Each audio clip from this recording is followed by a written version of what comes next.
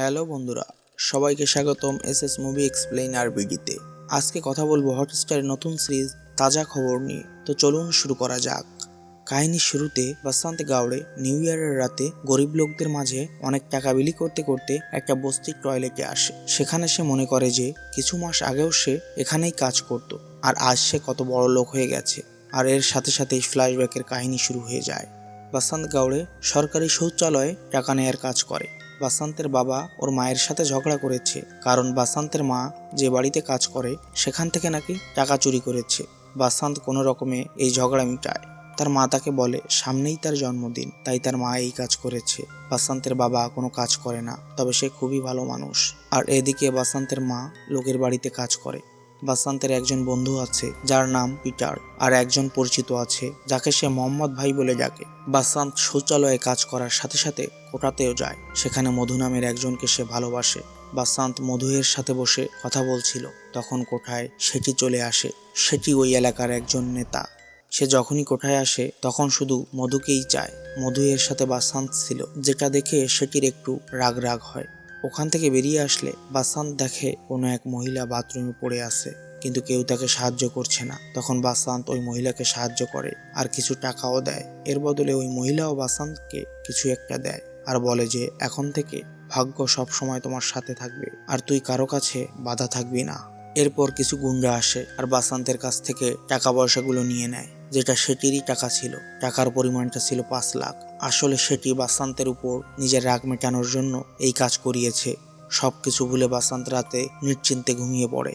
তখন একটা অদ্ভুত ঘটনা ঘটে। বাসন্তের মোবাইলে খবরদার নামের একটা অ্যাপ ছিল, যেটা নিজে থেকেই চেঞ্জ হয়ে তাজা খবর হয়ে যায়। এরপর সকালে ওই অ্যাপ থেকে অনেক নোটিফিকেশন আসতে থাকে। যেমন একটা নোটিফিকেশনে লেখা থাকে আজকে খুব ঝড় বৃষ্টি হবে আর কোনো একটা ব্রিজ ভেঙে পড়বে। কিন্তু বাসন্ত এদিকে কোনো নজরই দেয় না।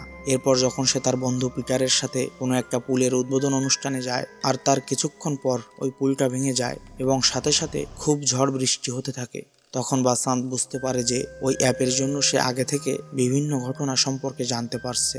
আর ওই মেসেজগুলো শুধু বাসন্তই দেখতে পায়। বাসন্ত ওর বন্ধু পিটার, মধু, মোহাম্মদ ভাই সবাইকে এই ব্যাপারটা বলে, কিন্তু কেউ তার কথা বিশ্বাস করে না। তখন ট্রাই করার জন্য সে বলে মানিস ভোসলে নামের একজন লোক 1 কোটি টাকা জিতবে, আর যেটা সত্যি হয়ে যায়। যদিও সেটার জন্য বাসন্ত মানিস ভোসলে লোকটার কাছে 30 লাখ টাকা দাবি করে। এরপর বাসন্ত তার মায়ের কাছে যায়, কিন্তু তার মা ঘুমিয়েছিল। সে তার মাকে বলে যে এখন থেকে সে সবকিছু ঠিক করে দেবে। বাসন্ত খুবই খুশি ছিল, কারণ সে এখন 30 লাখ টাকার মালিক। কিন্তু মানিস ভোসলে লোকটা বাসন্তকে 1 টাকাও দিতে রাজি হয় না। বাসন্ত আবার দুঃখী হয়ে যায়। ফোনে আবার নোটিফিকেশন আসে। এবার লেখা ছিল মধু যে ব্যাংকে টাকা রেখেছে ওই ব্যাংকটা বন্ধ হয়ে যাবে, আর মোহাম্মদ ভাইয়ের গ্রোসারির অর্ডারও ক্যান্সেল হয়ে যাবে। কিন্তু কেউই তার কথা বিশ্বাস করে না। তার পরদিন তার সব কথা সত্যি হয়ে যায়। এরপর সবাই তার কথা বিশ্বাস করে নেয়, আর মোহাম্মদ ভাইয়ের গ্রোসারি জিনিসগুলো অন্য একটা জায়গায় গিয়ে বিক্রি করে দেয়। পরদিন সবাই মিলে ভাবতে থাকে জিনিসটাকে কিভাবে কাজে লাগানো যায়। তখনই নোটিফিকেশন আসে ক্রিপ্টো এর দাম 15 গুণ বেড়ে যাবে। তখন মোহাম্মদ ভাইয়ের মেয়ে ক্রিপ্টোতে 2 লাখ টাকা লাগিয়ে দেয়, আর কথা মতন ক্রিপ্টোর দাম 15 গুণ বেড়ে যায়, আর তারা মুহূর্তের মধ্যেই বড় লোক হয়ে যায়। এরপর বাসন্ত মধুয়ের কাছে যায় আর মধুকে কিনে নিয়ে চলে আসে। তারপর তারা দুজনে অনেক ঘোরাঘুরি করে, মজাও করে। ওদিকে সেটি কোঠায় এসেছে, কিন্তু মধুকে না পেয়ে অনেক রাগারাগি করে। ওদিকে ওরা আরো কিভাবে টাকা কামানো যায় সেসব ভাবতে থাকে। তখন বাসন্তের মাথায় ক্রিকেটে বেটিং লাগানোর আইডিয়া আসে। যেই ভাবা সেই কাজ। তারা টি-20 ওয়ার্ল্ড কাপে বেটিং করে আর সবগুলোই জিতে যায়। তাদের কাছে এখন অনেক টাকা আছে। সবাই মিলে অনেক মাস্তি করে, এটা সেটা শপিং করে। বাসন্ত তার মায়ের জন্য কিছু কিনে আনে। তার মা তো খুব খুশি হয়ে যায়, কিন্তু তার বাবা খুবই ভালো মানুষ ছিল, যে কারণে সে বাসন্তের থেকে কিছুই নেয় না। এরপর বাসন্ত সেই বাড়িতে যায় যে বাড়ি থেকে তার মাকে তাড়িয়ে দিয়েছিল টাকার জন্য। বাড়ির মালিককে বলে বাসন্ত এই বাড়িটা কিনে নিতে চায়, কিন্তু মালিক বলে এটা তার স্ত্রীর শেষ সম্বল, তাই যদি কোটি টাকাও দেয়া হয় তাও সে এই বাড়িটা বিক্রি করবে না। এগুলো শুনে বাসন্ত খুবই রেগে যায়, আর রাগের মাথায় 1 কোটি টাকা দিয়ে একটা গাড়ি কিনে নেয়। টাকার সাথে বাসন্তের অনেক অহংকার চলে আসে। একদিন সেটি বাসন্তকে দেখে অবাক হয়ে যায় যে এর কাছে এত টাকা কিভাবে আসে, আর এর খোঁজ জানার জন্য বাসন্তের পিছনে লোক লাগিয়ে দেয়। এখন ক্রিকেটের প্রতি ম্যাচে তারা কোটি টাকা কামাচ্ছিল, তাই এখন সে ছোট ছোট খবরের দিকে আর নজর দেয় না। যেমন একটা নোটিফিকেশনে দেখে কোনো একটা ফ্যাক্টরিতে আগুন লেগে যাবে, কিন্তু পরে সে যখন বাড়ি যায় দেখে তার বাবা আগুনে পুড়ে গেছে। তার মানে ওই যে ফ্যাক্টরিতে আগুন লাগার খবর এসেছিল ওইটাতেই বাসন্তের বাবা পুড়েছিল। বাসন্ত খুব আফসোস করে। ওদিকে মধু তার সেলাইয়ের বিজনেসটা চালু করেছে। একদিন বাসান্ত আর মধু ওই সেই কোঠায় যায়। তখন রেশমা বলে আরো বড় জিনিসে বাজি লাগাতে, আর সেই জন্য রেশমা তাদেরকে কিসমত ভাই নামের এক লোকের কাছে নিয়ে যায়। এরপর থেকে তারা আরো বড় অ্যামাউন্টে বেটিং করা শুরু করে। বাসান্ত এখন নিজের নাম চেঞ্জ করে বর্ধন রেখেছে। এর মধ্যে একদিন তার হোটেলে পুলিশ রেইড করে, কিন্তু পরে সে পুলিশকে টাকা খাইয়ে বেরিয়ে আসে। বাসান্ত মনে মনে ভাবতে থাকে তার খবর পুলিশকে কে দিয়েছে। সে তার টিমমেটদের সন্দেহ করতে থাকে আসলে এই কাজটা সেটি করেছিল।